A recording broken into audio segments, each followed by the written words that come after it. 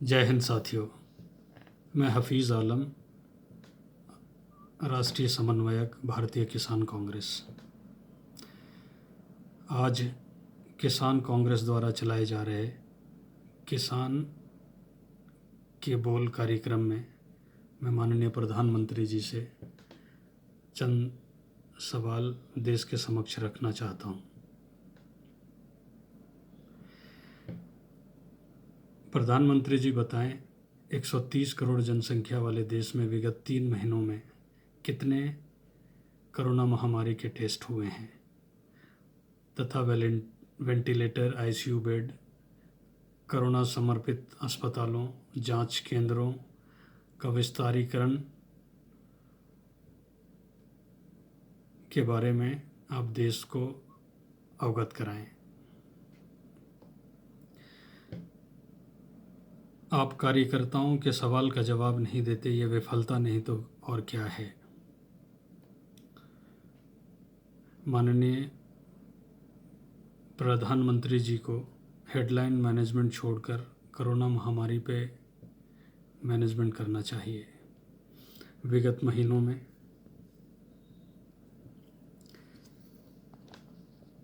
देश के 12 करोड़ लोगों की नौकरियां छिन गई, 13 करोड़ लोग बीपीएल में आ गए, 2 करोड़ लोग भुखमरी के कगार पर चले गए।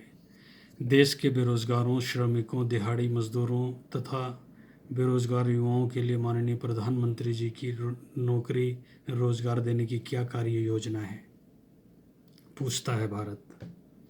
विगत 6 सालों में मोदी सरकार ने देश में रोजगार सृजन के लिए क्या कदम उठाए हैं और कुल कितने कल कारखाने लगाए हैं, पूछता है भारत।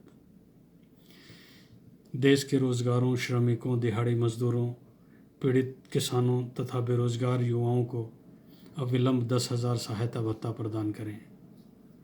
देश भर में किसान उत्पाद, कीमत, कर्ज, स्वास्थ्य और शिक्षा के संबंध में भी मैं अवगत कराना चाहूँगा। विगत वर्षों में देश के सभी किसानों के फसल उत्पाद का सही मूल्य नहीं मिलने के कारण किसान हमेशा से कर्ज में डूबा रहा है।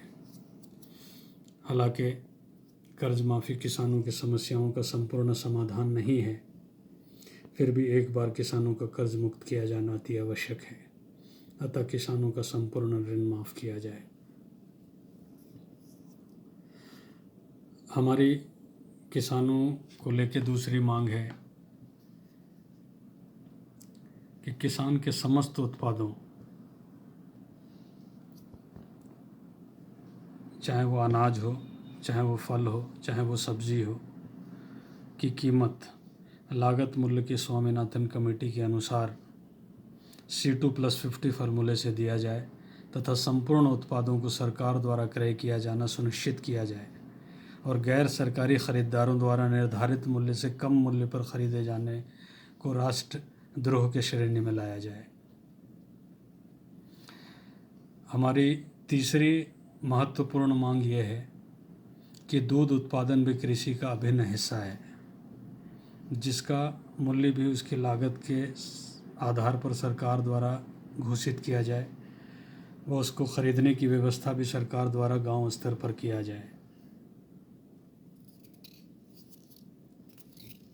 हमारी चौथी मांग है किसानों का बकाया बिजली बिल माफ़ कर नलकूप के लिए बिजली निःशुल्क दी जाए। और हमारी पांचवी मांग है प्रधानमंत्री फसल बीमा योजना में किसान को इकाई मानकर सभी फसलों में स्वैच्छिक रूप से लागू किया जाए। और एक महत्वपूर्ण मांग मैं देश के समक्ष रखना चाहता हूँ कि जो हमारे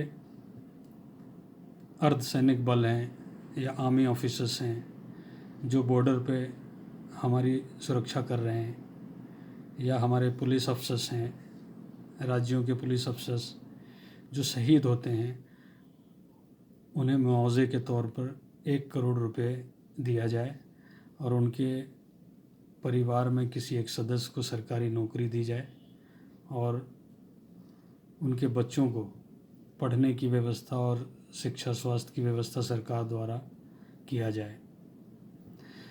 महामारी ये आपदा के समय ये बीमारी दिन ब दिन बढ़ती जा रही है। लिहाजा हम आपसे निवेदन करते हैं कि आप सतर्क रहें, सुरक्षित रहें।